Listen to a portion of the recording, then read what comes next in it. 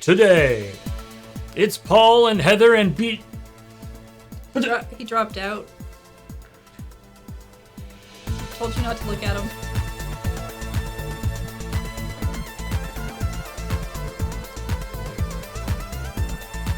Where did he go? He was in the going online tweet picture, and now he's gone. The real question is, who did he replace? Because generally, it should have been one of us. Yeah, somebody somewhere just heard like a... Yeah, and they didn't show up here, so I don't know if the transfer is complete. No. The other folks are doing are filming something, and they forgot an important cable. Yes, and Beach was nice enough to abandon the time when he would love to talk about Nintendo Yeah. to do a thing, so... There, that's where we are. Anyway. Stuff happens. Hey everybody. Welcome to ChillPoint, show where we talk about the whole video game news and stuff around video games, and also the episode of CheckPoint that went up yesterday. Those are among the things that we talk. Sometimes we also talk about other things, but those would be the core pieces of what we're supposed to talk about. Sometimes other stuff just happens, Mm-hmm. and then rants occur. Yeah. And then I have to figure out how I describe that story in a tiny bit of description. So this time I decided not to. Yeah. I just wrote Zelda Breath of the Wild is the best game, ellipses. I thought more people would get angry about that and comment in the surprise. comment section. So you're on the side of Stone Cold Steve Austin? No. Breath of the Wild? No. No. What? I mean, why don't we start off this episode with the hot takes? Best Zelda game.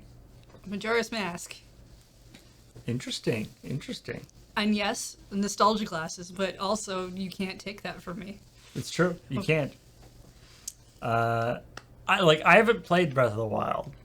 Well, I mean, that does make it harder for you to determine if that is like the best game for you. So with that, keeping that in mind, I think like the best Zelda game that I've played is Link Between Worlds. Between Worlds is which I played. I actually played quite recently, and my previous favorite would have been Link to the Past, and I would consider Link Between Worlds to be basically a redo of Link to the Past, but better in basically every way. I like the story a little bit better between the Dark World, Light World thing and what they do with that, personally. But yeah. Okay, how about this? Worst Zelda game you've ever played? Worst Zelda game that you've ever played. Yeah. That way I can take out the CDI games. Yeah, I was gonna say. Because I'm pretty sure neither of us have played those. I mean, to be honest, I haven't played a lot of the ones that are like considered to be the worst ones. But I mean, I have played like a little bit of Adventure of Link, and it did not do it for me. Just because I was like, although I was really young, I was like playing it, when it actually like came out. So I was pretty young at the time, so I don't know if I really understood what was going on. I was like, what happened to Zelda or the top down thing? This is all a weird different game. I don't like this. But the like Oracle ones for the original Game Boy. They're Game Boy Color games. Right.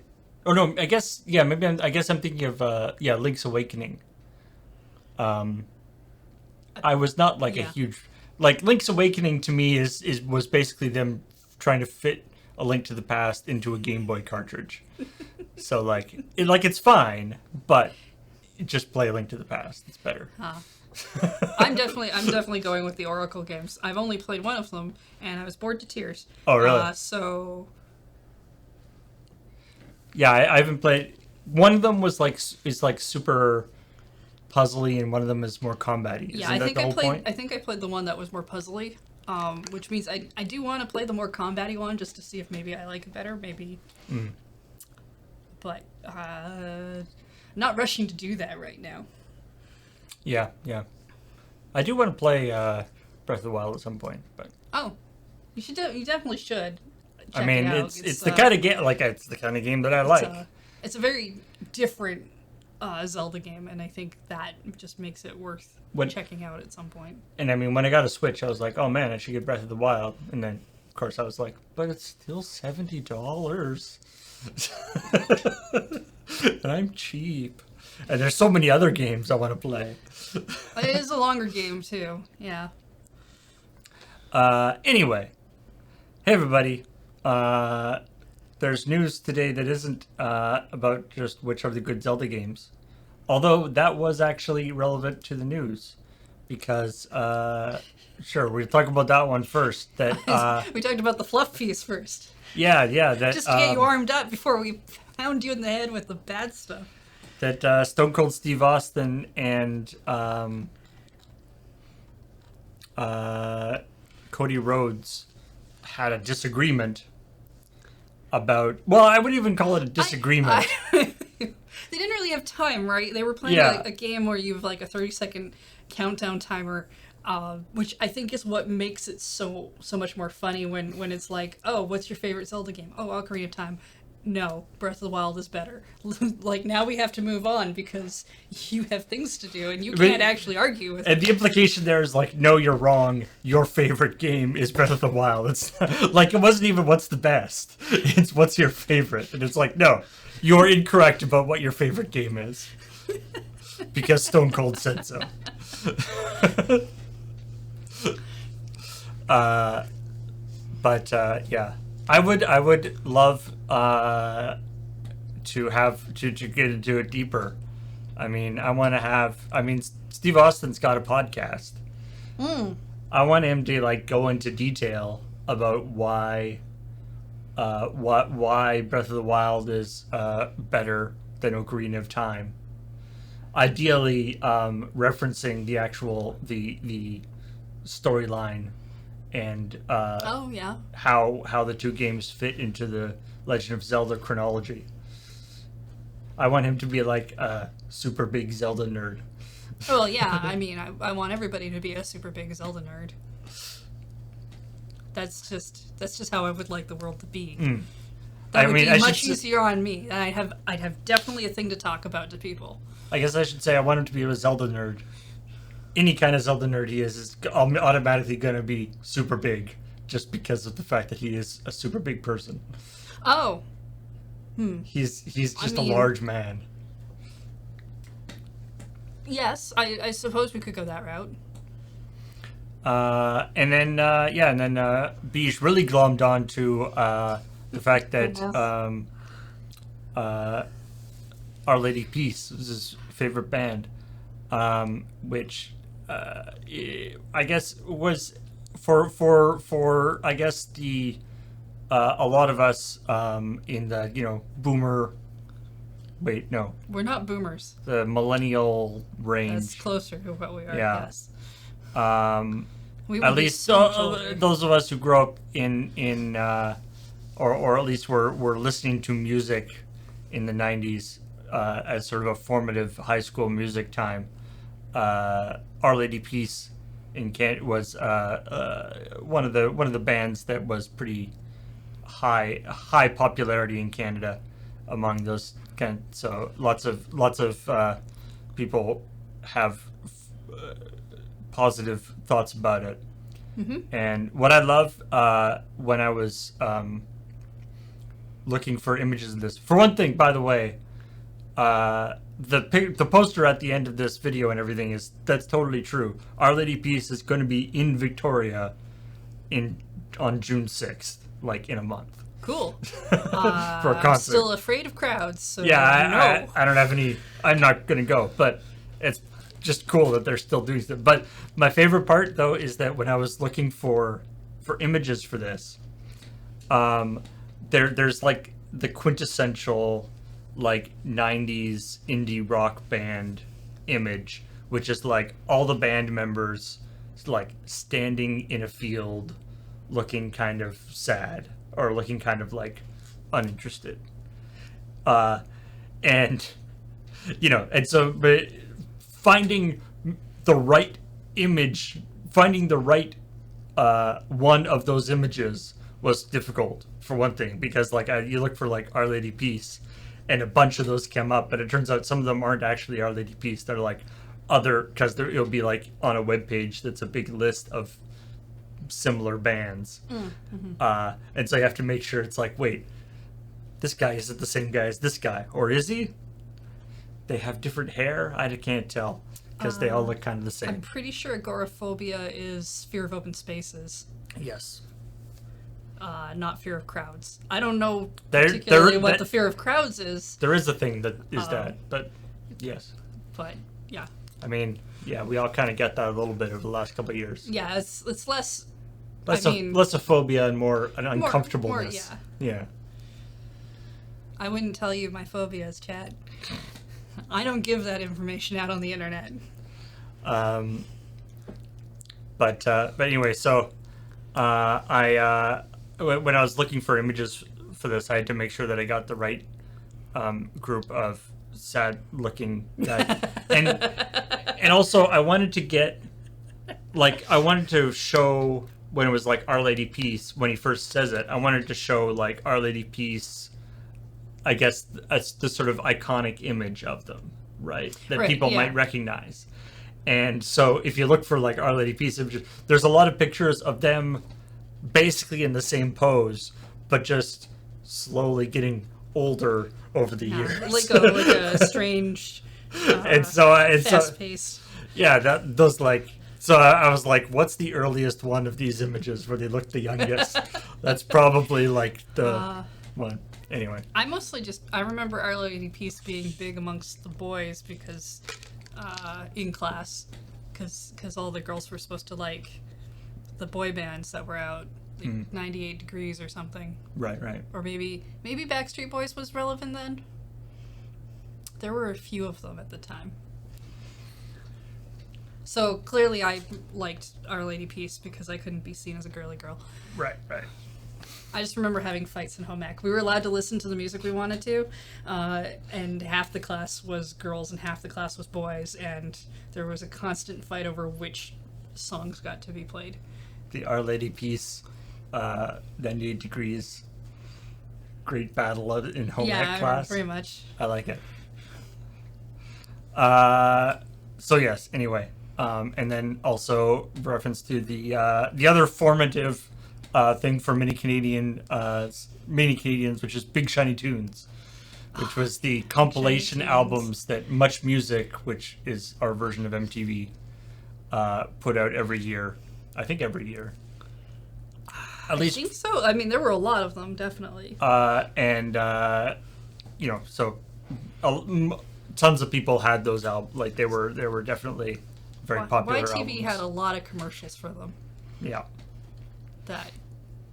That's how I knew about most of them. TV told me about a lot of things that I could buy. It's that true. I really wasn't gonna be able to buy. This was before YouTube ads would be doing that for you. See, the YouTube ads keep telling me about things I want nothing to do with, though, so I'm not really sure if they've got that figured out yet. So TV was actually more targeted than YouTube, really. Okay. All right. I'm bracing myself for it. Let's get into some things that are more of a bummer, I guess. Although I don't to be honest, I don't know if this is actually strictly like a bad thing. This one, it's just a weird thing. So Square Enix. This is a story about Square Enix has sold off its North American operations, which basically means Eidos. was it Square Enix Montreal? Oh right, like it was mostly their Western arms Yeah, and and some IPs and things. one other thing, and then also all the IPs that went with that. So, which is weird because Square Enix. Oh yeah, Crystal Dynamics. Because Square Enix bought Eidos a while ago, which came with Crystal Dynamics, and so as somebody in the comments to an article on this was saying, is like, I'm happy for this just because now when Steam does a Square Enix sale, it'll actually be Square Enix games, not like all the like Tomb Raider games and all this stuff. That's that's a weird take to have, but okay. Well, people be like, oh, Square Enix sale. Oh man, I can get Final Fantasy for So the big part about this though is that it's being sold for apparently $300 million is the number that's being thrown around, which is one of those numbers that it's like insanely huge by any normal standards, but it seems ridiculously low. But seems low given every other acquisition thing we've heard of lately. And when you think about the kind, like, not only are you getting, was it 1,200 employees or something? Like, you get 3 giant studios with something like 1,200 employees. Plus, I hope they all get to stay employees. Plus a whole bunch of very marketable IPs, you know, Tomb Raider, Deus Ex, all this stuff. It's sort of a indictment of Square Enix that they couldn't figure out how to make $300 million off all of that stuff. But maybe they just want to focus more on blockchain, AI, and the cloud. Maybe they've changed their mind in the last like 2 days when all of that flatlined.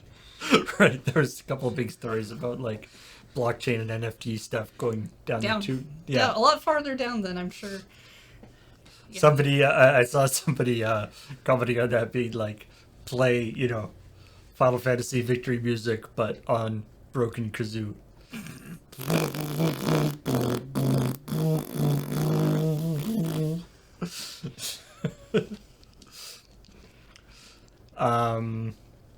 Yeah, not so good. So the interesting aspect of this is Embracer Group, which is this sort of semi-shadowy, not shadowy, because they're not actually like actively hiding. They're just don't get talked about very much because they don't. It's not a name I'm familiar with. Yeah, to be honest, they're basically just a big holding company. So the first thing that they were a holding company for was 5 or 6 or 10 years ago when THQ fell apart. CNT, I remember that. Yeah, that was a big deal, and various people snapped up their IPs. A company bought most of it and became THQ Nordic. And then that started sort of a Katamari-esque process of rolling up other companies, and this thing that was THQ Nordic became Embracer Group. And what I love about this is because nobody really like Embracer Group doesn't actually like do this sort of holding company, and so all the stories, anytime they show up in a story, it's about them buying something, right? So when I was looking for images for this, I was like, Embracer Group, looking into Google image search. All of or like half the results of Google image search are either like the company, like Embracer Group logo, or various graphics that people have made for other articles that's like the Embracer Group logo with like 10 other logo from like the last time that they bought 10 companies. Right. And so there's tons and tons of art. There's tons and tons of images on Google image search of Embracer Group with a variety of different logos around them for various articles over the past couple of years of them buying tons of things and people making an article about it. And yet, no stories about how this is basically just to keep up appearances within the masquerade. Vampires, all of them. Wait, which ones are the vampires? The Embracer group. Embracer group? Right. You know, being embraced? Right, of course, yeah. Yes. I'm making a very good vampire joke, I promise you. It seems a little on the nose, though, you know. Like, I bet other vampires... But the best way to hide is to hide in plain sight. Other vampires are probably like, that's kind of cheesy. Like, that, you know, it's like, really? That's what you're going to call your place? Also, when Kathleen wrote this story, and you know we did the thing with like, you know, they own Gearbox and Deep Silver and Volition and Aspire and 3D Realms and all those different companies, and so you know, I grabbed logos for those companies and we did a little like graphic of, or I did a little Things like thing of thing popping up, which I like. And then the second part of the story, or then after that, immediately she's talking about all the video game franchises they own, which is even more different things. And I'm like, I don't want to get yet another like giant, like a whole ton of logos. I've done this in editing with mail time where I'll be like, oh, this is really good. Okay, good. Everything's perfect. Great. Oh, they do it again. Oh, I'm not doing this again. And so I was like, wait, here's what I'll do. Instead of getting another ton of logos, I'll just go to the Wikipedia page and record a video scrolling down all of the franchises that they own. Yeah. And the video of me scrolling down the franchises is actually quite a bit longer than it shows there, because that one ended at like 2018 or something, or like we cut away to something else. Yeah. Maybe I should have sped up the scroll, because that page. So go anyway. I don't know if they own a lot might of have been stuff. too fast, because there's like a point where if you scroll too much, then it's just a weird, distracting blob that we've placed in the corner. So anyway. Don't worry. I'm sure the internet knows that more years happened after 2018, even if it doesn't feel like it. Yeah.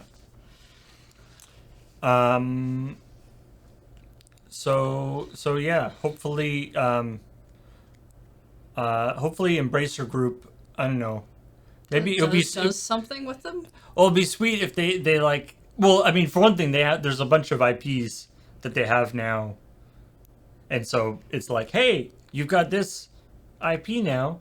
Maybe you could make, you know, like another Sleeping Dogs game. That would be sweet. Or maybe you could actually make the next Deus Ex game. What's up with that? Your best bet is not to have any hopes in that regard, because everyone does this every time, where it's like, this thing's getting acquired or whatever. Maybe they'll finally bring back this IP that they haven't talked about for like 10 years. And I'm like, yeah, I wouldn't. Maybe you have the hope if you want, but maybe don't hope too hard. I think we do actually already know, and we knew before this, that there is actually a new Lara Croft Tomb Raider game in development. Sure. Which is the other weird thing, is that like there's literally like they were literally like halfway done this other game when they sold it all off. So presumably, like, so now they sold this game that's like most, you know, partway done. They're not going to get any of the benefit out of it. Anyway. Yeah, and they have Beamdog too. Yeah, via Aspire. They you know, there's so many. I mean, as Kathleen said, the sort of nesting dolls of different things. It's like, you know, you buy one company and it turns out that's like this company, but then that company then owns a bunch of stuff. Yeah, and then everybody learns that a bunch of companies actually own other companies that they completely forgot or didn't know about, because there's not a lot of reason to pay attention to that most of the time as a consumer. And then talk about this. I mean, Beach covered it fairly thoroughly, but talk about the Badgers running the company. Every time he said Badger, I was just like, yes, the animal. No, not the animal. A person holding a badge. Got it. The battle, the ongoing battle at Nintendo between the red and the blue Badgers. That's not really who the fight's between. That's just how it's they've true. classified two groups of people within the company. The red badgers and the blue badgers are friends, actually. It's the no badgers. I don't know what the higher ups, what kind of badgers, Executives? what kind of badges the higher ups wear.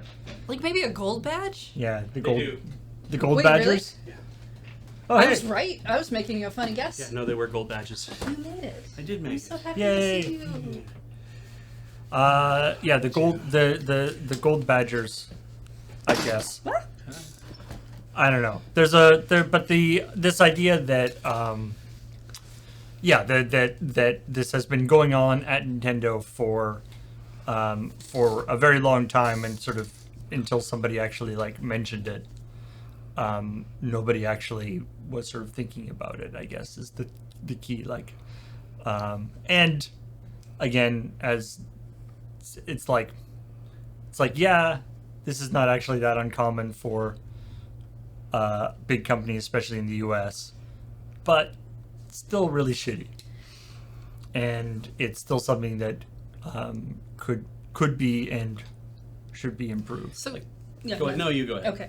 I was gonna say there are some aspects to the story where it's like, I do feel like Nintendo could improve upon some stuff for the contractors. You know, when you hear the thing about if you spend too many minutes away from your desk because you had to go to the bathroom, I'm like, as far as I'm concerned, that's on Nintendo to not be mean about that. Yeah. But when it's something like, I get to work here for 11 months and then I have to take a 2-month break because of this, I'm like, well, that's a law that's in a certain thing to try to keep people as contractors. Yeah, and that like very precise piecing out of people's hours so that they stay under the limit to turn into, that's bullshit. And I'm like, it'd be great if Nintendo had positions open to actually hire people on, and I think they could and probably should do that as well, but at the same time, like, that's a law that maybe should not work that way.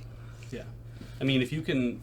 It's weird, too, because hearing about people who are contractors and the level of work they have to take on for the 11 months that they're there, or the fact that if they come back after, and fill in the terms, because one of the contractors who tells her story, named Jen, says that they ended up having, like, multiple responsibilities within the company, within development of projects and stuff, and it's like, I'm leading a 13-person team, right? I'm a team lead, I'm leading a team of 13 people, I'm doing all these other things, and it's like, why aren't you an employee at that point? Why is it that major organization, like, I'm thinking of people on a call center that maybe it's like, sure, you can stand to lose those people and you'll pull somebody else in and they'll fill in that role or whatever. I can understand the justification of saying, that's a contractor role. I'm like, I don't think that it should be because you're losing all your institutional knowledge, but okay. But when you have somebody who's like, I'm a team lead, I'm doing this, I'm doing that, I'm like, don't you want to keep those people? You want to keep those people. Yeah. Yeah, it is weird. Like, you think it would be in their vested interest to lock that person down. Yeah. Mm-hmm. Instead, they abuse that whole idea of, don't worry, they'll be back after 2 months. I'm like, in the meantime, what are you doing for those 2 months without somebody who can do that? Shifting a bunch of responsibilities, which really is just inefficient overall. But like the IGN article that I read, which is a very good article, I think it was written by Kat Bailey, I think. They talk about how there used to be these positions, these full-time positions you had a higher chance of getting into during the Wii era, where things were really good. And then the Wii U era hit, and they kind of tightened up and didn't have as many of those. And I'm like, sure, because let's face it, we hear about video game layoffs all the time, but you almost never hear about them coming from Nintendo. And I'm like, well, yeah, if half your workforce is a contractor position, you don't really have to, It's not technically right? a layoff, right? Yeah. It's just, it's the end of your contract. Yeah, but then, like, the Switch becomes very popular and they don't open up, and I'm pretty sure that article has someone who states that they think they're just afraid to actually hire more people on at this point. And I'm like, sure, I can get the reasoning behind most of the things of why things are happening. Fucking sucks. Yeah. So what you're saying is that it's the consumer's fault for not buying the Wii U more. Because if they had done that, then Nintendo wouldn't be in this position at all. Yes, absolutely. Mm-hmm. Mm-hmm. I mean, when you get right down to it, it kind of is, because it's like, Oh, God. no.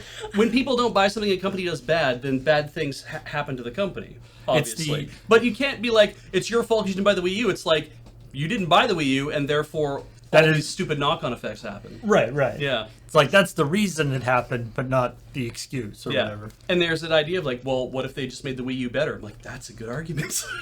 What if they had? First of all, I just want to make sure I don't like it when my words get twisted, even though I know you're doing it for comedic effect. Yeah. And secondly, you can't make me say that the Wii U is a bad system because I thought it was great. I thought it was great, and I just think their marketing on it was not great. Yeah. Also, could have used more games. Maybe the marketing people on it were contractors who were just like super new on the thing and didn't know what was happening. Possibly. Yeah. I do think I was listening to the Kit and Krista podcast, and they were the hosts of Nintendo Minute, and they talked about this news like last week, and one of them mentioned that there are 2 different contractor firms they use, and one is for like PR in-house stuff, but one's more for the seasonal jobs for like the people you see manning booths to demo things and whatnot. Right. And I don't think what's going on within a lot of what the contractor talk is actually from that side of things. Mm-hmm. Right. Like, yeah, I mean, you can see a certain argument for like seasonal type work being a contractor thing, but Yeah, and I just think there's like I see a lot of people hitting on Nintendo for this. I'm like, there are definitely parts Nintendo should be hit on for. There's probably parts the contracting company itself should be hit on for. Mm-hmm. The government, because of certain laws and ways things work. But I'm not sure hitting on Nintendo is exactly the words you want to be there. You don't like flirting with Nintendo? Not for this reason. And for anyone who is wondering about it, it's like you can have a union, you can have multiple unions working for a company, and you can have contract employees that are members of that union. That's literally what I did for 3 years at UVic, is that I was technically a contract employee. 3 different jobs I had within UVic, but it's like I worked contract positions there. I was a member of the union like anybody else. I got all the benefits. I got the pension. I got everything else that everybody else got. It's like that is a thing you can do. It's not like contractors have to exist outside of, an employees association. That just has to be set up that way. Yeah. Although ironically there are circumstances where unions, because sometimes the union is set up to sort of benefit the employees of the company over contractors. Yeah, you can do that too. And so that can end up being an awkward situation where the contractors and employees are sort of at odds with each other. Yeah, but. and a union wouldn't necessarily solve some of the problems with like a contractor having to stop working at 11 months. Yeah. Right, those things would still accrue. And the point where it's like, oh, there's that complaint with a person talking about anti-union is actually almost separate from the story as well, because that's just the ball that kind of got everybody rolling on saying stuff on Twitter and talking to media. Yeah. So I'll be curious to see how that shakes out, because Nintendo did respond saying that they fired them for NDA leaking or whatever. Yeah, because there was stuff that they shared with the public that they weren't supposed to, that right. Nintendo considers private documents. Yeah, but they made a legal complaint, which means ideally there'd be a shakeout of where that ends up landing. Almost certainly there'll be some sort of like investigation. Who knows how far it'll go? Yeah, I mean, I do know that historically Nintendo has been very it has been very secretive about that kind of stuff. So that is sort of that is a believable situation. Yeah, absolutely. But anyway, I wanted to say, Bish, that I found this. I felt your pathos in this story. This is good. And people in the YouTube comments responded to it. Oh. There's people being like, I felt sorry for Bish. I'm not the one who's aggrieved. I mean, I have a grievance, but I felt your pain that it sucks when a company that you are. I mean, obviously it's a company. Yeah, it's a company. It's not like you know, It's not like parents are racists or anything like that I have to feel bad about, right? Yeah. It's not that kind of thing. It's like, this is a company that's doing... The takeaway from this is, like, I wanted to really nail this in the third part of the story, in my third paragraph I wrote, which was essentially like, look, I've been into Nintendo for years and I continue to be, and I probably will be past this point. I was the same when... I forget her name now. The one who was fired from the treehouse. Is it Alyssa? I can't remember. But when that That happened, was a while ago. I was like, that's some shitty behavior, and there's no reason to act like that towards. I think that was person. 2016. But it's like I made a promise with myself when I became an adult, like not like a 20-year-old adult. I mean like a 30-year-old adult. I made a promise with myself then that I was like, look, you can like a thing, you can love a thing, not a person. You can love a thing, but it's kind of incumbent upon you to be the first one to say, I can see problems with it too. Mm-hmm. Right? Like, you have to, when you see a problem that goes against your integrity, don't be hypocritical about it. Actually say, I see a problem here, and they need to address that problem and fix that problem.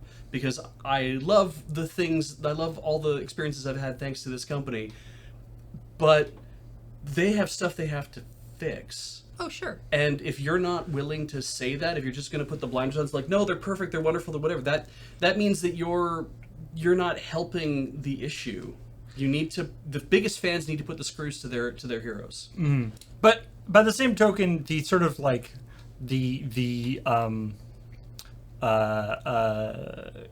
not dismissive, but the sort of the people being like, newsflash, companies aren't your friends. Yeah. That kind of stuff. I find that kind of like It's not dismissive helpful. as well. Like It's it's true, just right. it's just like that's not helpful. It halts conversation. It doesn't. It's just. And it implies that like no companies can be better than other companies, which they can. Yeah. Or it Like, gets very there are- close to. Well, everybody does it. It's Yeah, like, okay, yeah. cool, but There are companies that have bad working practices, and there are companies that are actively under investigation by multiple government agencies for sexual harassment among their employees. Yeah. That's a different level of well, I badness. agree. A company is not your friend. A company is still made up of people, and I want to believe that there are at least some people within that company who want to do more or have things happen. That's why we have these discussions of people being like, "Hey, we're not being treated well here. Right. Please fix." Yeah. And as Beach talked about in the story, this isn't the red badgers versus the blue badgers. Yeah. This is not a fight. This is not only does this suck for the contractors, but it also sucks for the employees who have to deal with this constantly revolving thing of their coworkers. Yeah. It's And Ace Attorney, right? Blue Badgers from Ace Attorney? Yeah, the Blue Badgers. That's from why Ace it Attorney. sounds more familiar. Yeah. Okay. So, but remember, while Bionic Trousers Media is a company and not your friend, Loading Ready Run is your friend. Store.loadingreadyrun.com. We're not your friends. Sorry. I don't Loading know. Ready Run, a subsidiary of Bionic Trousers Media. We're your friends. No. Ding. Like Friends, but better. Gross. Like friends, you have to pay to get stuff. Friends not who a make no thing. apologies. Yeah, Sorry. that's not a thing. Anyway, Welcome to the highlight reel. Oh, I'm just talking about how I hate that I line. know, right? I'm gonna punch you I know. soon. Let's move on. speaking of companies that people have strong emotional attachments to, Apple Arcade. Oh yeah. Wow. This isn't actually about Apple Arcade, really. But there's a kart racer coming to Apple Arcade that is going to be made with licenses from 20th Television, which I didn't know was called 20th Television. Me neither. That's definitely one of those. That's like one of those Mandela effect things. I was like, that they were always 20th Century Fox, and then I just thought they changed to 20th Century Television.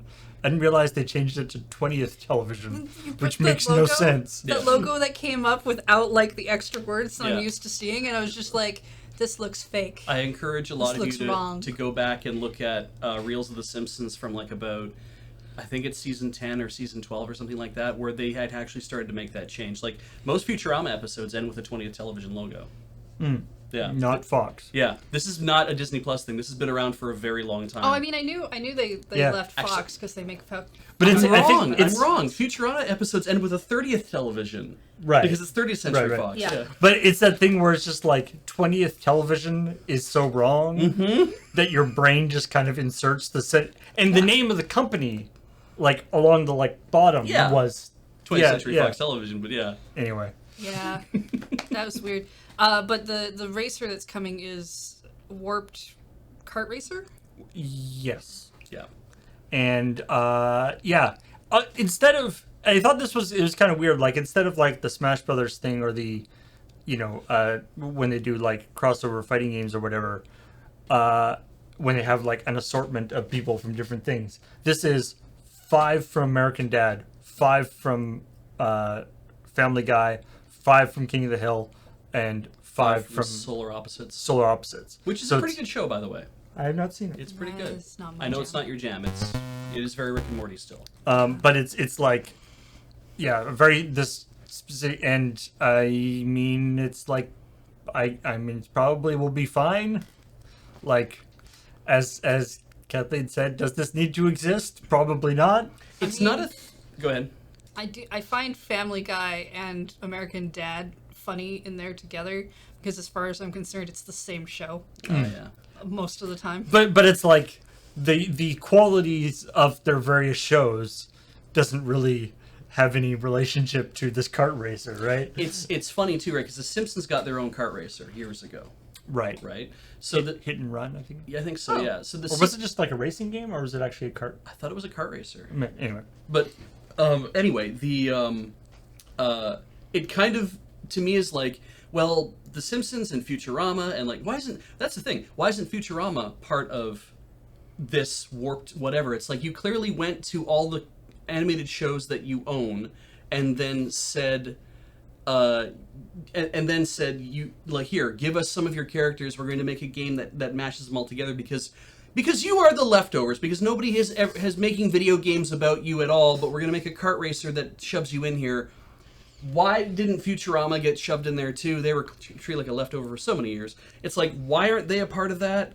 And maybe they should be shoving if there are other 20th television animation properties that ran for a year, like the Cleveland Show should be in there too. Like, it's like, why don't you just stuff this fucker full of stuff? Because it's not going to be Mario Kart. It's going to be what it is. It's hopefully not going to be Garfield Kart, but it's going to be what it is.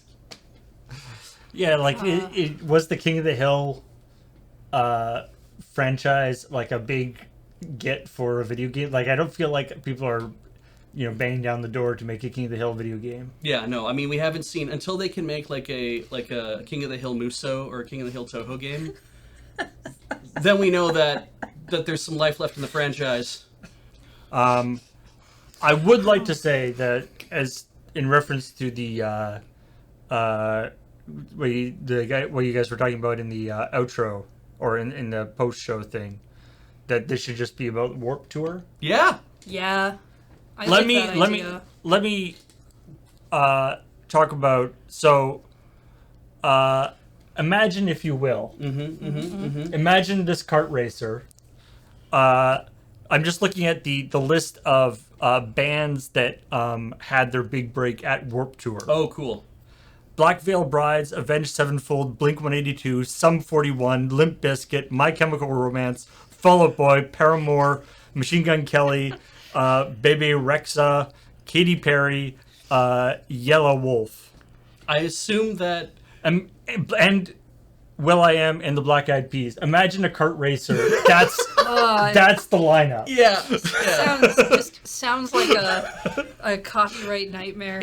And they all get to design their own karts. Right. So what we're saying is we should have the Just Dance kart racer is what we should have. Just take Just Dance a little further and make it into a kart racer. Maybe Big Shiny Tunes. The kart Yeah. racer. God, that'd be good. Oh Big my shiny God. karts. Yeah, big shiny karts would be so good. The Much Music kart racer. Oh God. Anyway.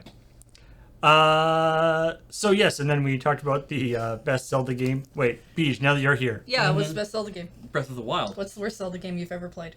That I've ever played? That Yeah, you've played. that you've Yes. played. Oh, that I've actually played. Yes. Oh, This is what we At did least earlier. played part of it. If you turned it off, that's okay. Christ, was it Wand of Gamelon? Was that the Link one, the CDI game that I played? Yeah, he actually did. You did play? Play. Yeah, I did play Yeah. that. Wand of Gamelon. It's, Dandy Ben. Yeah, Dandy Geek was here, and he brought in a CDI thing, and then he laughed his ass off while I had to deal with Wand of Gamelon, and it was miserable. But if we're gonna go with actual like mass release Zelda games of the ones that I've played that I haven't enjoyed, I mean, I enjoyed a lot about Four Swords Adventures, but ultimately I'm like, I would rather play one of the Oracle games because that's more of a traditional Zelda experience than playing like Four Swords. But I also would think that I had more fun playing that than I did trying to play one of the Oracle games. I think I tried to play Oracle of Seasons, and I was just like, I'm not really feeling this for some reason. I think it's because I now know what a game in color looks like.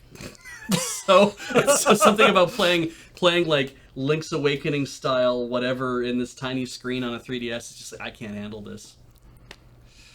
And then they're coming up talking about the Fisher-Price modded Fisher-Price controller to act as a Xbox controller, and Yes. demoed it playing Elden Ring.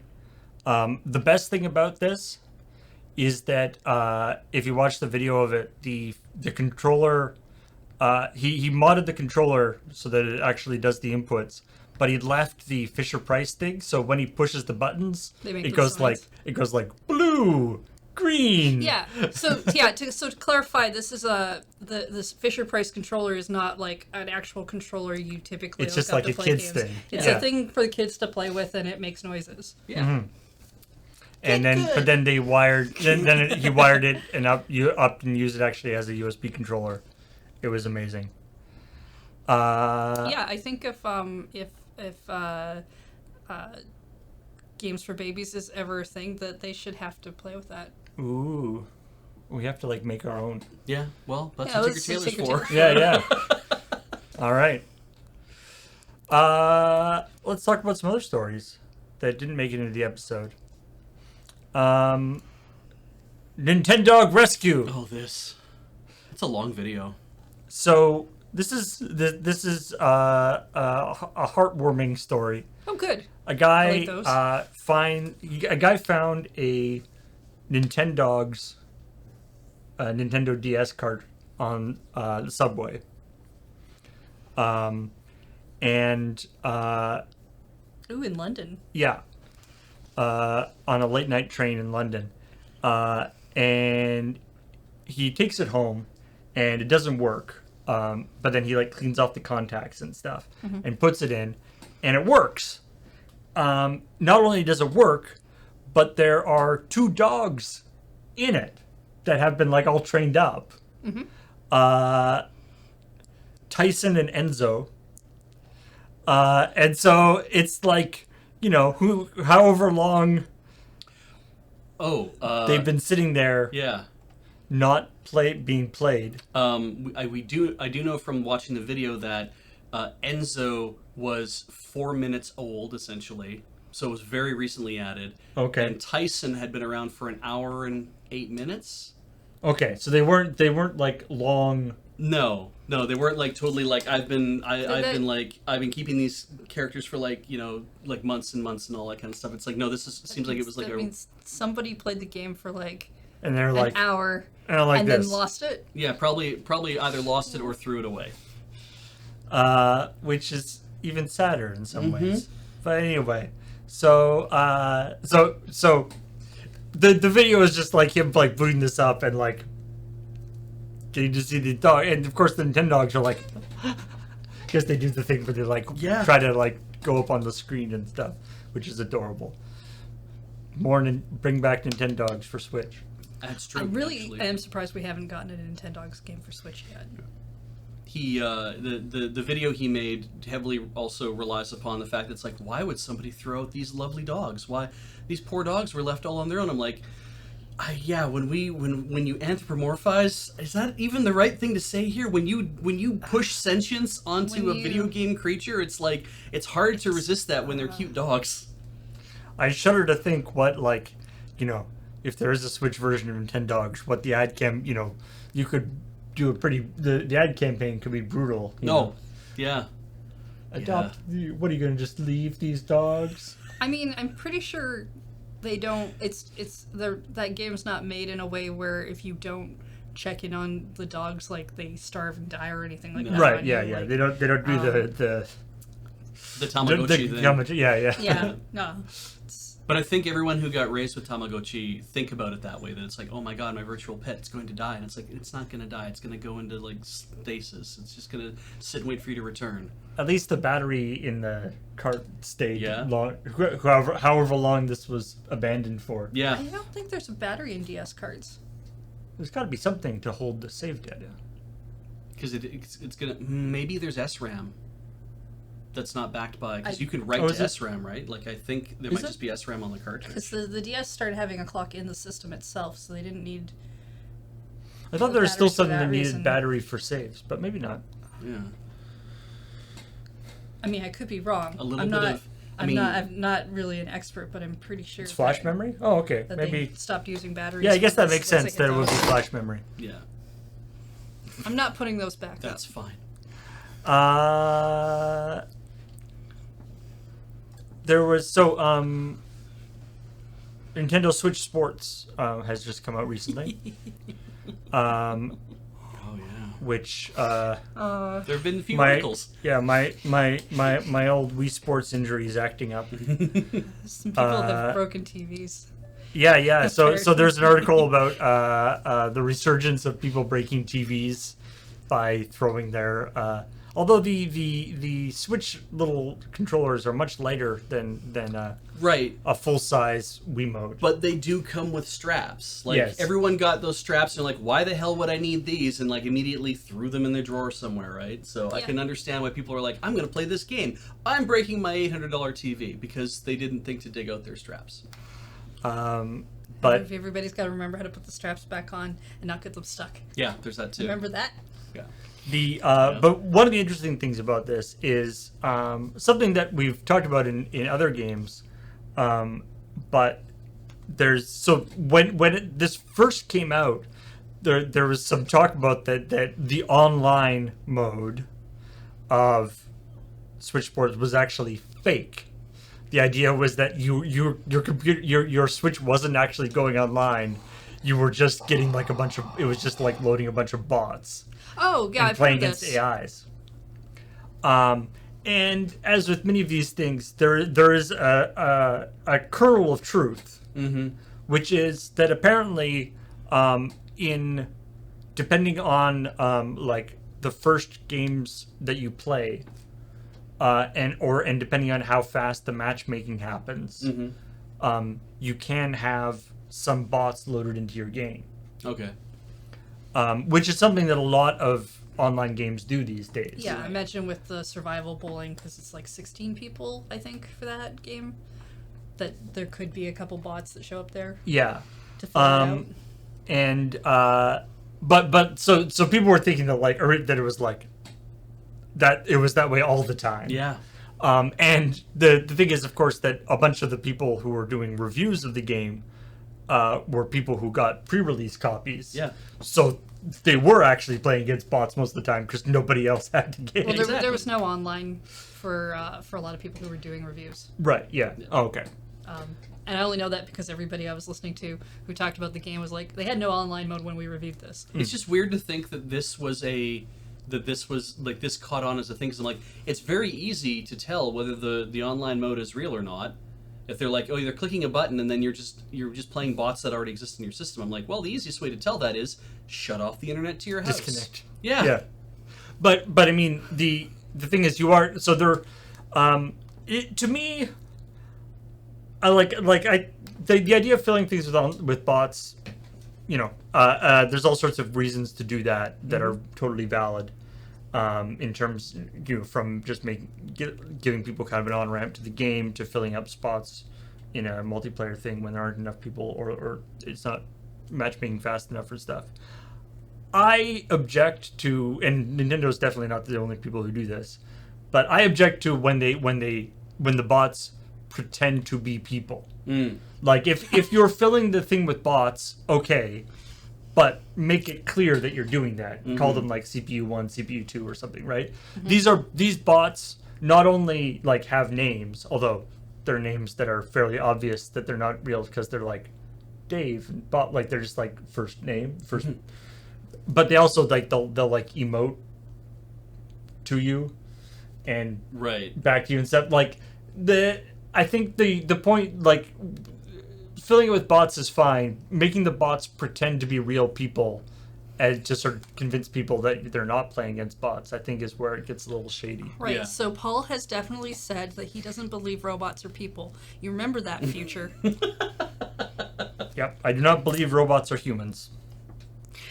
Yeah, I think I've heard that, like, when you first play the game the first time, you can end up with a bot with the idea that it's letting you learn how, like before Yeah. you get, like, a very aggressive person who just, like, hits you down in, like, Chambra or whatever. Yeah. But- There is that the what somebody called in Rock Pushers faux line, as in instead of online. Yeah, faux line, yeah. Is actually a real thing. There's a lot of like multiplayer online games, like browser-based games, that are fake online games where you can, as you say, you can like disconnect your internet and the game will still keep playing exactly as it was before. Yeah. That people have figured out. It's like, wait a minute. Yeah. Because they're just trying to drive engagement or whatever. Yeah, but populating bots into an online service isn't fake online. It's just playing bots in an online service, which is Yeah. maybe not ideal. I do agree. I'd like to know Yeah. if, especially in a game like that, if I'm fighting a computer or not. Yeah. There was a great story about because they do this in Fortnite as well.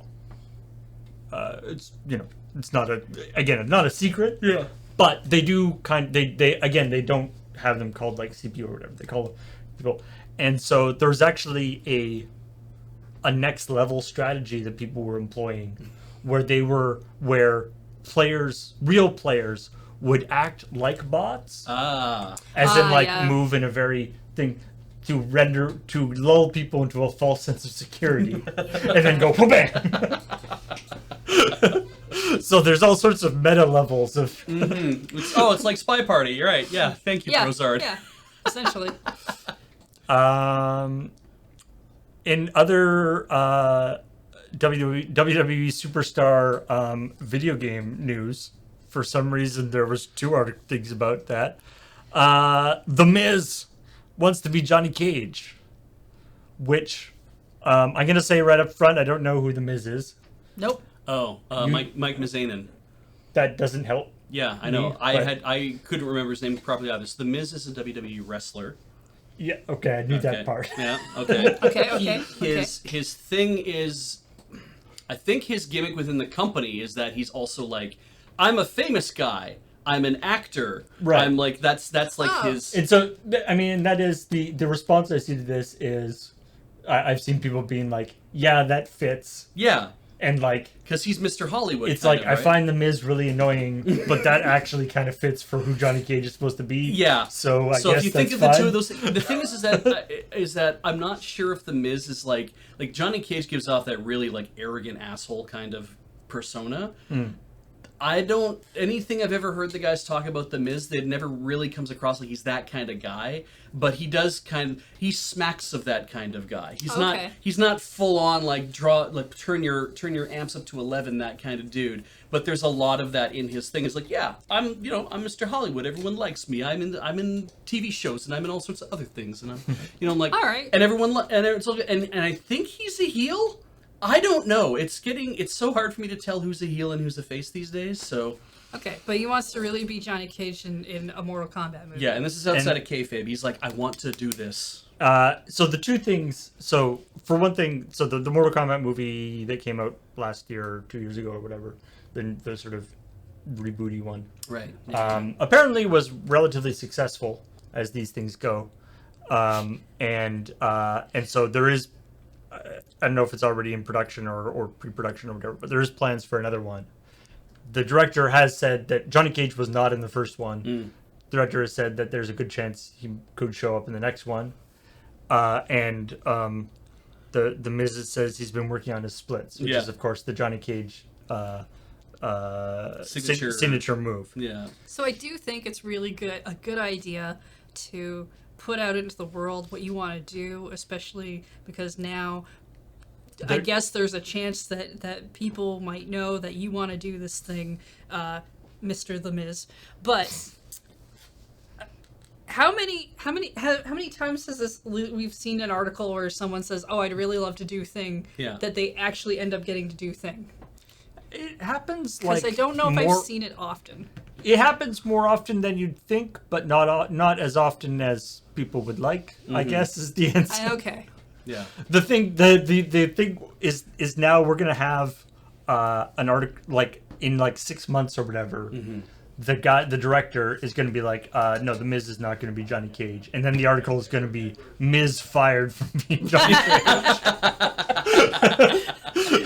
I see. And it'll be like, no, he was never going to like that. That was just a thing the internet started. He wasn't going to be. We know that sometimes this doesn't happen because Idris Elba has not been James Bond yet. That's fair. But who knows what the future holds? That wasn't just internet. No, that was a rumors. lot. Yeah, that was actually like, I thought that was actually like some hype. My impression was that was actually like some floated as an idea. From actually floated by the director or the producers as an official thing. Okay. But it's possible that I just think that because it was so prevalent on social media. Fair. I could be that I was fooled. It could have started on social media and then became a thing that the director and producer had to address and be like, no, he would be a find Bond. Yeah, or they had to, they're like, maybe. Yeah, who knows? I'm trying to actually think now of a thing where people said we want so and so to. Oh well, okay. Actually, wasn't it that? No, I'm wrong. It was the Snakes in a Plane. I was going to say Snakes in a Plane ended up having to make their name Snakes in a Plane, and they had to add the I had enough of these mother effing snakes in these mother effing plane. They had to add that to the script for Samuel Jackson to say because everyone lost their minds about the fact that this movie should just be called Snakes in a Plane, and Samuel Jackson should just say this, and everyone like passed it around so much it got memes so heavy that they're like, the movie is now called Snakes in a Plane, and he's going to say this at one point in the movie, and we're going to put it into the trailer because you guys asked for it, and that's what we're going to do now. So, and it was not a good movie. No, it was apparently not. I didn't watch it, but that one aspect of it turns out that you can't rely on the meminess to take you all the way past the. It was a fine movie. It certainly was a movie that was made. I mean, people still talk about it. My favorite thing about that movie is the line from the bad guys where they're like, all right, go to whatever, it's implement the plan. And the guy goes, are you sure? And he says, we've exhausted all other options. And you go like, really? Really? You've exhausted all the other options. Could you give me a rundown of the options you tried before you did the snakes? Just for my own benefit. Yes. And now we've released our carefully trained snakes in a plane, and the guy shaking the bag's like, carefully trained? What? I knew I missed a step. And, I had to get snakes. He didn't say anything about. Because the objective was just to destroy the plane. Like if you could smuggle snakes, can't you just smuggle bombs? Anyway, snakes that swallowed bombs. And when they hiss, they spit bombs at you. Isn't that some sort of Mario villain? A snake that spits out bombs? Oh, that's from Mario 2. There's Mauser, but that's a snake. No, the snake Triclide shoots fireballs. That's right. Oh, right. That's right. Sometimes also spits a brick at you, I think. Well, that just seems mean. Because you can drop all the bricks down the hole by accident. Oh. Anyway. So Reggie from ex Nintendo Reggie. I wondered if you were even going to bother qualifying it. So Reggie also. Yeah, Reggie Fils-Aimé he's got a sort of memoir. I guess it's less memoir and more like how to be from the book, successful in business. The book reviews I've read, it sounds like it's a book geared at lessons in leadership and role stuff like that more than necessarily a memoir. Or So- like, I mean, it's got details of his life in it clearly, but So anyway, he's got a book coming out, and because of that, he's doing the rounds with interviews and stuff. So there's been obviously people asked him about the employment thing, and he was like, "I don't think that happened when I was there," yeah. which. And If you look at the dates, clearly is not the case, but whatever. Anyway, one of the things that he talked about was that apparently he was against the Game Boy Micro. That basically that was developed by by Nintendo of Japan, yeah, and it'd be then- very weird for I think Nintendo of America to make the console. but they didn't. Well, but they didn't like even. Apparently, they didn't even like tell them about it. They were just like, "Oh, here's the new thing. Yeah. Market it." Yeah. And they were like, That is your job. and they were like, but nobody, everything else has bigger screens and isn't just the It's very small. Yeah, what do you want us to gonna, do with this? Yeah, nobody's gonna want to get this. Yeah. And so that's probably why the Game Boy Micro was not around that much in North America. I feel like. I also know that at least among people I know, Yeah. they're quite highly coveted. Yeah.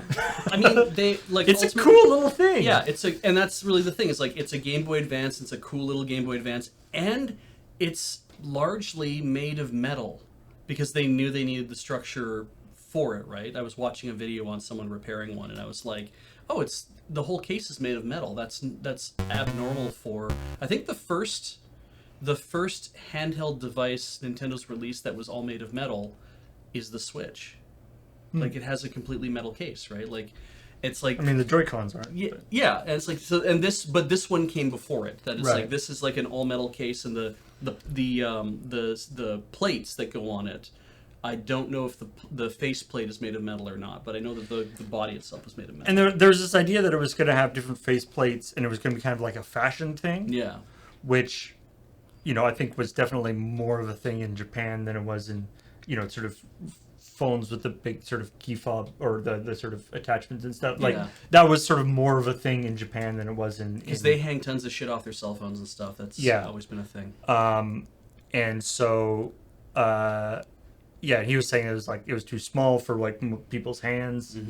Well, and Reggie's a huge beefy man. That's true. He probably tried it. He's like, my whole thumbs cover everything. I will say it reminds me of like how bad the in the original ads for the Switch, how bad the like single Joy-Con Oh yeah. thing. Oh, because it looks like, very yeah. tiny. like yeah. like even in the promotional material showing how fun it was, it looked miserable to play on the one Joy-Con. But yeah. But yeah. You see, primarily a business leadership book. Oh yeah, there you go. Yeah. But they made these, and Reggie's opinion as head of sales and marketing, I guess at the time, was like, this is not going to sell in America. So if you really wanted a Game Boy Micro and weren't able to get one in North America, apparently it's Reggie's fault that that he was against it and they didn't bother marketing it much. Yeah. I did like the thing, him saying that it's like, we were all in silos and that made us ineffective. And it's like, in as much as a leadership thing to be like, yeah, when you compartmentalize people that heavily that you're not having anybody communicate across what's going on in the company to each other, you do end up with that problem of, we're doing this thing now, and then you have people turning around being like, sorry, we're doing what? Like, why didn't you tell us this was the thing that was going on? We could have given you some input for what might have been helpful to know things. Yeah, exactly. Yeah. Yeah. Sometimes that also slows work down, but yeah. There's also a ton of articles about different things that happen because a bunch of websites are definitely mining that book for content. Absolutely, yeah. I do kind of like this. From my perspective, the Game Boy Micro was a non-starter. The hardware was exceptionally small, and only the control buttons difficult for any reasonably sized adult to manipulate, but the screen was tiny. This ran counter to consumer electronic trends of making screens larger. Development of this hardware had continued, and now we were forced to launch the system. We should have talked long ago, I told fellow NOAA executives Don James and Mike Fukuda. We could have all agreed that this product would be a distraction for us in our market and either not introduced it here or have terminated as a project globally. By working together, we could have had a different outcome. Which I like Reggie's perspective is like, if we had just talked about it, we would have all agreed that it was a dumb idea. Yeah. And it's like, or maybe you would have talked about it and realized like where the other people were coming from and stuff. It's like, no, if we had talked about it, everyone would have agreed with me. Yeah, exactly. It's a very executive. It sure is. Like, place. It was also weird coming from a guy who had to work under NCL for like years upon years, that it's like, you know that a lot of stuff is just done by fiat. Like, I know that it's like, oh, we all respected each other as like heads of other organizations. But you all also know there's that thing of like, Nintendo Co. Limited is the one in charge. What it comes down to. Like, Nintendo of America was started by Yamauchi's son-in-law. That was for a reason. He was in charge of it for a reason, because that's the relationship that those two companies have with each other. They're not distinct elements. There is a hierarchy there. And even when you're president of NOA, that does not mean that you're anything more to them than this is the president of the guy who runs the marketing arm for a sizable part of our market. Well, and it's really, it's I could see it also just being a conflict of culture and ideas as well, because there's another one of the other stories that has been going around, which has been noted before, was that Reggie wanted Wii Sports to be the pack-in for the Wii, and he got his way on that one. Yeah, he did get his way on that one, but was it Miyamoto who said no? I think it was Miyamoto who was like... yeah, and the thing that they said to Reggie was, we value the games that get, like, it's very hard to make a game and we don't give our software away for free. Yes.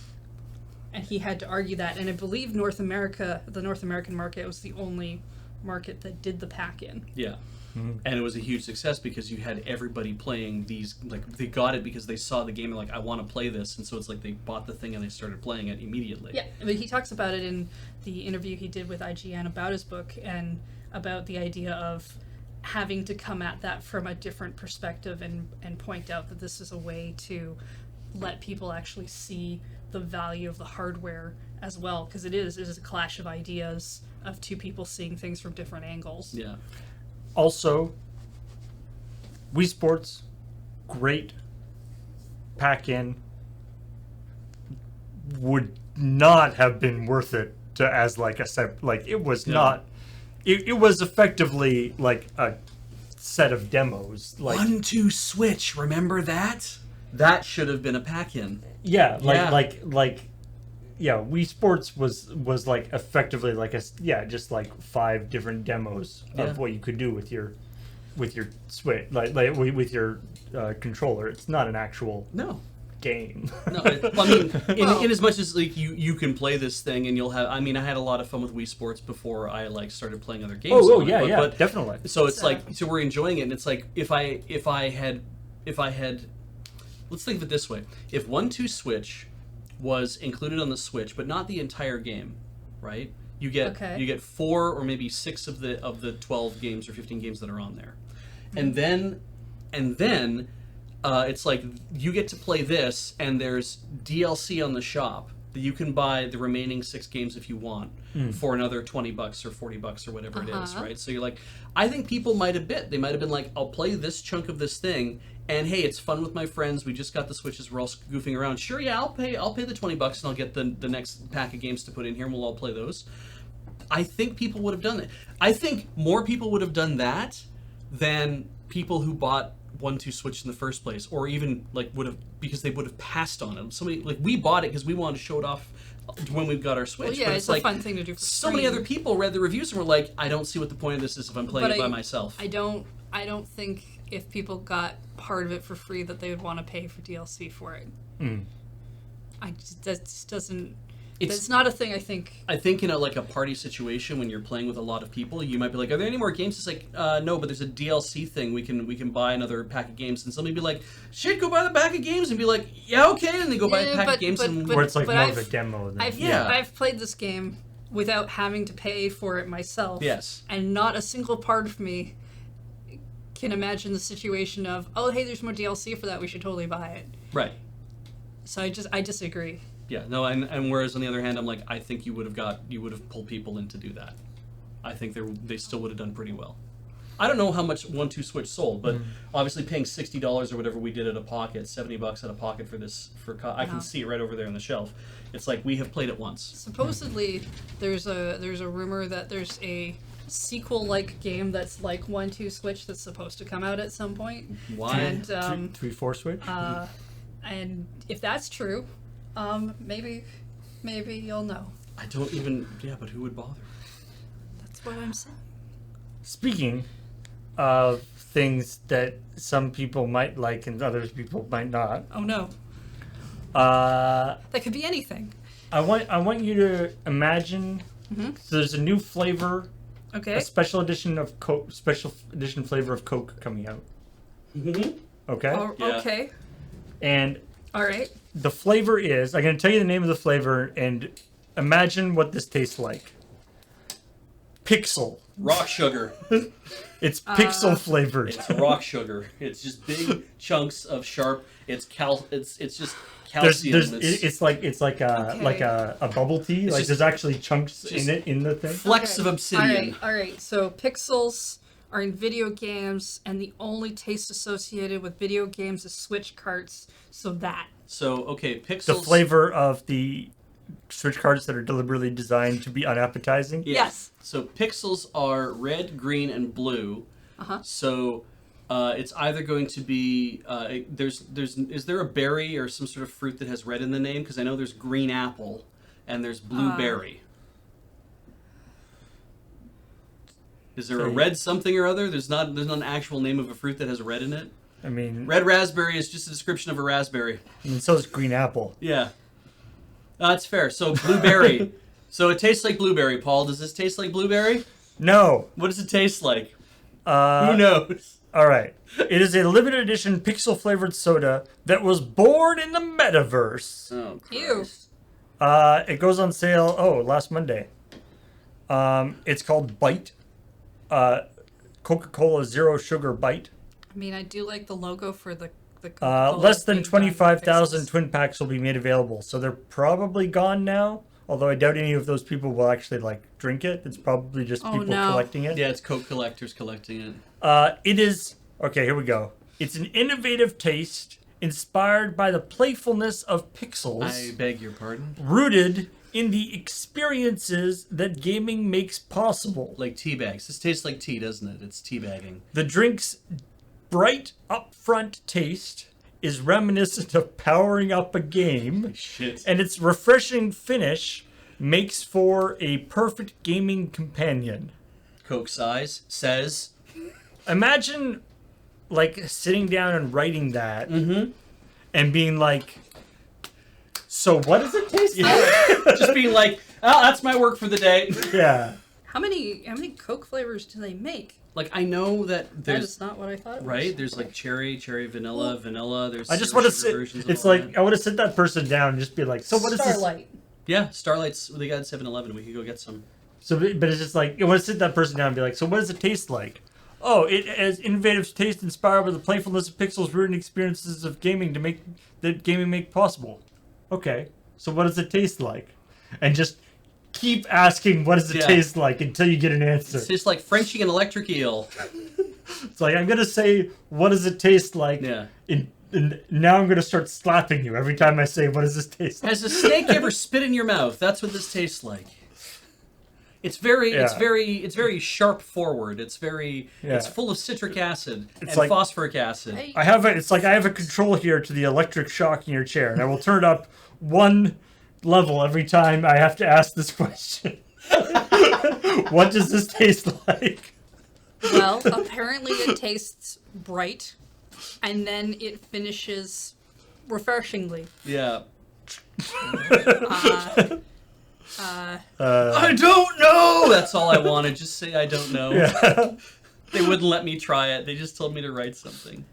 I mean, yes, like that's a PR person who's been given a thing, and they're like, "Here's the product, write something good for it," and they're like, "Crap." I mean, let's not skimp on the end of the story, which is this is the second Coke creation flavor. There's a thing on their website called Creations. There's a second Coke creation flavor so far with Coca-Cola Starlight Space flavored soda. hitting the market earlier this year. And we can buy Starlight, as I said, in stores. So I can. What does space taste Okay. like? That might be the blueberry so one. according I don't know. to Laura Kate Dale, who tried Starlight Coke, it tastes like a Coke got haunted by the ghost of a cinnamon digestive biscuit. It's actually quite nice. Can people just not say this is the flavor? Like it actually. Am I okay? How much time? We only have like a few minutes left. I can't run to the 7-Eleven in that amount of time and get Starlight and come back and try it live on ChillPoint. If you describing the flavor of, say, Coke, Yeah, without referencing Coke, right. would be difficult. It's true. Like it's true. There are flavors that are difficult to express. But if Pixel tastes like it's like so, it is We Coca-Cola. need like a wine sommelier on this to give us some like I mean, How tasting many, notes. how, It's many, a how leather many and- stories do we have left? to go Just a through? couple. Okay. Okay. Oh, okay. Yeah, we have to do the other stories. You're right, because Okay, I'm so- We don't- mad. I'm just saying. I'm just saying. Maybe next week we all need to have Coke. The Bioware contractor one I thought was interesting. Yes. Yes. So I mean, this is This is not BioWare unionizing. This is not contractors who work directly for BioWare unionizing. This is a studio that BioWare uses to do QA, and only the people who work in their Edmonton office, in the studio's Edmonton office, have submitted a notice to the Alberta Labour Relations Board saying, our Edmonton QA employees are organizing under the United Food and Commercial Workers Canada Union Local 401, and if Keywords Studios, who operates that office, which is based out of Ireland. yeah, and also the Edmonton office is administrated by the Vancouver office. If the Edmonton office does not object, then they can go ahead and have a vote. So no one has unionized yet, and also it's not the entire company, and it's not BioWare. It was a misleading It's the article. QA for BioWare. Yes, it's a QA Yeah. for something at BioWare at one time for a company that is headquartered in Ireland, has a subsidiary office in Vancouver that runs another office, a branch office in Edmonton, and only those employees are trying to unionize. Okay. So, Of course, as somebody who was born and raised in British Columbia, yes. my first thought is it's like among their demands is to not be in Edmonton anymore. Right. I lived in Edmonton. I'm here now. Yeah. We lived in Edmonton once? Yes, we did. I don't think that happened. So, Yeah. It's like it has come to our attention that the rest of the company is in Ireland. Can we go there, or even Right. Vancouver? Yeah, we moved to Vancouver. It's kind of like, it's an interesting story, but it is largely like, it's a very small amount of people, and maybe they will unionize, and I mean, maybe that will spread throughout the company, who knows. There is one interesting aspect of this is they reference the Raven QA thing, which we've talked about before, which was the QA testers for Raven software. So maybe we're getting some kind of snowball action going on here. It is interesting that, like, because in the Polygon article they say this is the second unionization effort in North America that's gaming related, like in a games company, and I'm just kind of like, yeah, and they're just really small thing, because there's lots of efforts to try to make it all happen, but these is like, we're going to do this, and actually it's funny, if the company doesn't object for whatever reason, they'd have to object. The organizers for this group in Alberta is saying, we're very confident that we're going to pass this vote. Good. Because there's only between 15 and 20 employees, and I think they just already know what everyone's going to say. So Yeah. Well, maybe we'll get an update to that story at some point where we find out they got to do the thing. yeah, That'd be cool.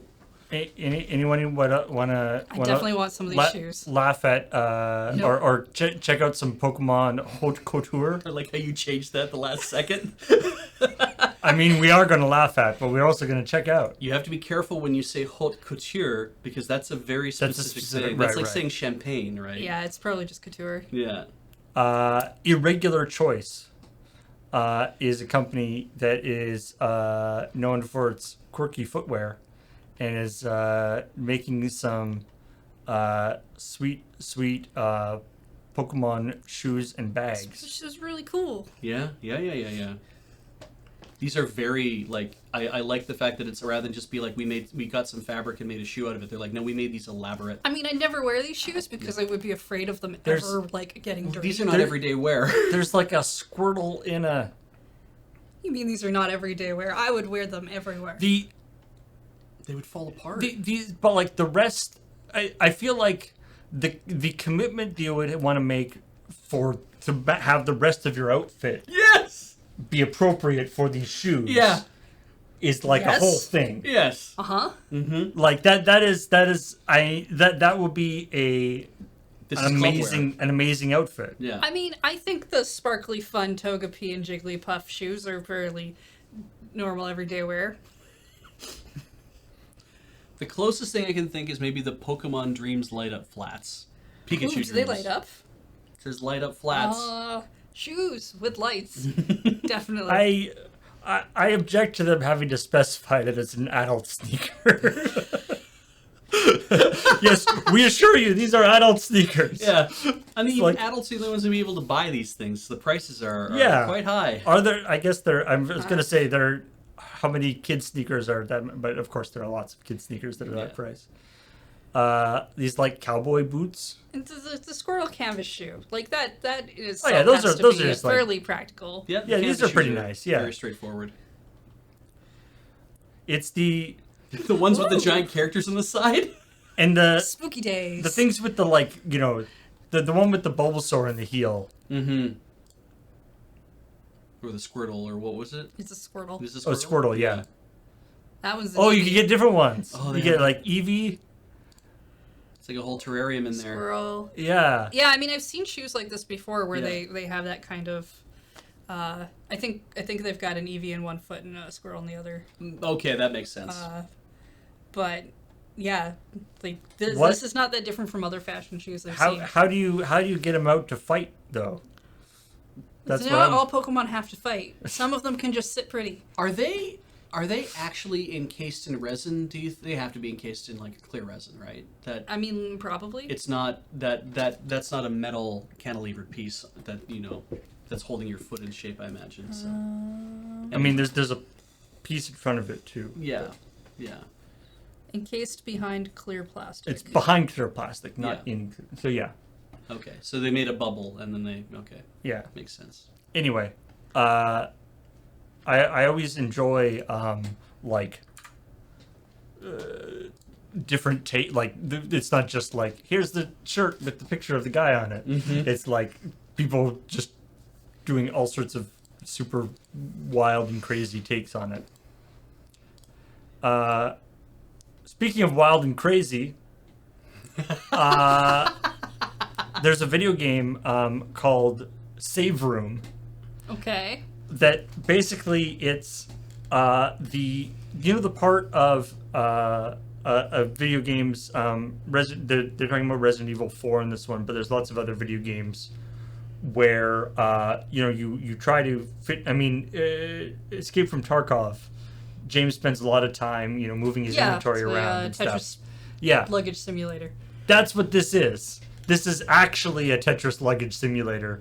The whole game is the parts. You are given a bunch of weapons and things, and different things, and then you have to try to fit them into your bag. Right. So, what you're saying is the good parts of the game without the shooty parts of the game that I don't like. Yeah. Great. I'm here. I like this. This is we really can do neat. this. You can combine things together. Just like real life. Yeah. Yep. Always combining my two. So apparently you're the protagonist. The idea is that you're the protagonist in a horror game, but just you only see the save room parts. Yeah. So what you're saying is it's a Let's Know game. It'd be really funny if it was like every level was like animated where you come. It's like it actually is like looks like Resident Evil. Like you come bursting into a room.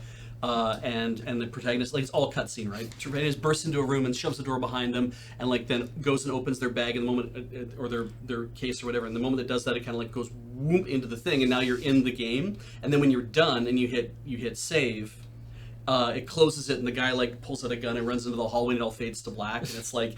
And then, like, the next level opens up and he's somewhere else doing something else. It's, like, just incredibly overwrought production values for just a puzzle game. I also hope that's what it's like. Yeah. There is a new Warcraft mobile game coming out. I thought you guys had phones. Well, we all threw those in the river. Yeah. That, to be honest, actually looks kind of cool. So it's called Warcraft Arclight Rumble. It's got single player campaign, co-op play, PvP, and it's just a little bit similar to, you know, in Hearthstone, the sort of overarching narrative is that this is a game that's being played in like a pub in the World of Warcraft. Okay, that's cute. And that's sort of like what this is too. It's like basically the overarching thing is that there's like this like game with little action figures and stuff that people are playing in World of Warcraft. Warhammer. Wait, Warhammer. Wait, no, Warcraft. Yeah, it is Warcraft. Yeah, they're playing Warhammer in Warcraft, sort of. Gets to yellows at some point. Here, let me. It's a figure fighter kind of thing, though. I'm guessing it's you're controlling parts of the board and you're. Yeah. Yeah, but I do like this in universe stuff of the idea of like, oh, it's a machine that you're playing in. I would never put my finger in one of those. And the aesthetic, it's got like the like tilt shift thing, and like the characters are all like action figure-y versions of the things. It feels very Skylanders. Mm-hmm. It does look a little bit Skylanders. With the animation kind of they've gone with. Yeah, just throw shit onto the field. And then so the actual game seems to be like a strategic combat. This thing looks amazing. Type thing. So yeah. I mean, say what you will, like Blizzard is darn good at doing the cutscenes and videos and stuff. Yeah. So anyway, it's going to be mobile, free to play. I think it's some sort of strategic-y combat type thing. Yeah, it definitely. I feel like this is very much capturing that Toys to Life, like what you wanted out of a Toys to Life experience product. Yeah. Yeah. Except of course it's all contained in the game, so. Well, yeah, but I'm okay with that. Yeah. And I'm actually kind of interested in epic single-player campaign with over 70 missions. As somebody who enjoys the single-player campaign things, anyway. Now, this might be one of those free-to-play, and therefore you need to buy something. Well, it's supposed to be free-to-play. Yeah, it definitely is a free-to-play. So, but I mean, what is the cost going to be? Like, we don't know what the how egregious the whatever in-game purchases gacha type stuff is going to be. They don't like to pre-announce that stuff usually. Fair. I thought they might have all come out at the same time, but all right. Huh. I think we did it. Did you guys? No, you probably didn't. The thing about Ninja and Smash, do we want to talk about that? Do we have to? I have an opinion. Okay. All right. The story is that Ninja says he wanted to put 500K into the Evo Smash pool, but he didn't. Period. Like, that's really what happened here, is that it's like he wanted to do this, but then he didn't. Now, the excuse that he gives is that Nintendo ghosted him. He wanted Nintendo's permission. But Evo's not operated by Nintendo, and I don't think they don't even say, sure, Evo, it's okay to do Smash Melee or whatever. Like, I mean, in the past, they've said, don't do it.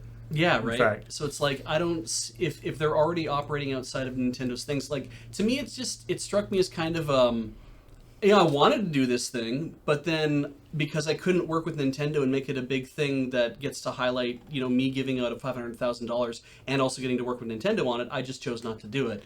And I'm like, why not just write everyone a check, the winners a check, and say, hey, yeah, you did great at Evo, so I'm giving you some bonus cash out of my own account, and just doing it like that. I think you should probably contact Evo. Yeah, I guess. It just kind of seemed like I was going to do this thing and then I didn't, is what this story kind of breaks down to. And I'm like, okay. I mean, I think it's that. Yeah, I think it's more like if he was trying to get some assurances from Nintendo that they actually wanted to push the competitive scene. Right. They don't. And they don't. And they don't. I've kind of known that for a while. Yeah. So, anyway. So Sparkle Coke. Pixel Sparkles something Coke. Yeah. Pixel Coke. Pixels. Pixel flavored Coke. Pixel flavored Coke. Bite. Sparkle Fight. It's called Starlight. There's Starlight and there's Bite. Two different Stardust Crusaders Coke. This is all ChillPoint. Well, we ran out of stories, and I'd like to end on something happier than a guy tried to do something and then he didn't. That we had to bring up that weirdo again. I just think it was. I wanted to address it because I'm like, I was like, that's what I took away from that story, and I was like, that was the story I would have written. Is that a guy tried to do something and then he decided he wouldn't, and I'm like, cool, that's news. Star Crash Crusaders Coke. Yeah, agreed. Yeah. All right. Coca-Cola is unbreakable. Be like, this new flavor of Coke tastes like Fortnite, or just tastes like the World of Warcraft. Yeah, it did come out of the metaverse. It's true. The Halo Coke should taste like tea bags, though. Earl Grey could be nice. Is there a London Fog Coke? Is there somebody done gamer tea with that? I mean, there are types of gaming tea you can buy. Yes, there is that. Mass Effect. There's that huge collection of Mass Effect teas, but yeah, they have tea bag flavor. I don't know. Are you saying it should be a bag shaped like a scrotum? Is that what we're saying? Is that... I don't think that should be a thing. Okay, I know that you'll be able to buy a tea bag charm to hang off of your gun in Halo Infinite. Oh, really? Because you're able to do that with Clippy now. That's I do kind of like the Clippy charm. Yeah. But they're going to release a tea bag to hang off the... That I'm less interested in. I'm like, yeah, that sounds about right. Clippy should be a charm on more things. I solemnly swear to stop bringing up more stories. We can end the show anytime you guys want to. I'm not going to make any more trouble, I promise. Better not, or I'll make you go to 7-Eleven. Great. Lord Zarano in the chat was talking about taste of Coke being added as a flavor in Fortnite. To be honest, I wouldn't really object, and I think it might be kind of fun for them to add screw it, just add a bunch of corporate mascots. Yeah. Okay. Why isn't Pepsi Man in Fortnite? I will not play Fortnite regardless of anything because it's not my kind of game. But if you bring in the Coke Transformer machine, I will be very happy about that. Cool Spot and Fido Dido have to both show up in Fortnite. Coke vending machine. Yeah, vending machine red though. Yeah. Yeah, and vending machine black. What? It's not like Fortnite can sell out. It's no, exactly right. It's like, oh, that would tarnish our brand. I bet. Yeah. Yeah, God. Does anyone remember vending machine red? I love vending machine red. I should go look up the vending machine red is great. YouTubes of that again. All right. Let's call it there. Thanks everybody for watching. Let's see what's coming up on streams, because what's coming up is Friday Night Paper Fight, and we're doing a very special Commander game. All the players are playing with special Commander moms. Right. They're like Commanders. Mom-manders. Oh shoot, that's really hard. They're milts. They're moms I'd like to tap. Sure. So there's I will say various interpretations of the assignment that the different players came back with. Great. Wait, what were they told? Just go find a commander mom? Yeah. Yeah. Oh no. I can't wait to see this. And then on Saturday, Corey is continuing her play it forward of Horizon Forbidden West. She's got a very dense play it forward. Got Thursday, Friday, Saturday, Sunday. Yep. I don't know if that's what she's going to be doing going like next week as well, but whatever I think the case. that's the plan. We'll find out how far she gets worn out. And then on Sunday, as mentioned, more Forbidden West, followed by Lyric Melody. Lyric Sonata. I was like, bite? So I can't read Yeah. fancy pants writing. Do you know anything about this game? Nope. This is an Ian choice? Yep.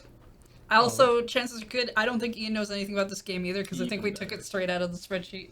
Cool. All right. Cool. We don't look those things up. And then Yu-Gi-Oh! Master Duel. Poor bastard. Is this your card? I think this is the new Yu-Gi-Oh! Game. Yes, Apparently there are like it's the newer 5 one. different Yu-Gi-Oh! Yeah. Computer games. Yeah. So, get on it, Joey. And then it's the Cantrell Horses Club on Monday. Followed by Crossing the Streams, where they're going to be playing something. I don't actually remember offhand. It's going to be There was a conversation about it during. It's going to be like an AFK, I can't remember what it was. in-person thing. Yeah. Anyway, lots of cool stuff coming out. LittleRerun.com/live has the full schedule. Now, let's thank the variety of awesome people who subscribed during this stream. People like Edelius3 for 26 months. Oh, right, I'm in the middle. Sabureg for 60 months. Probably. Couldn't pick a username for 65 months. At the Battle of Hastings. Bipolar Express?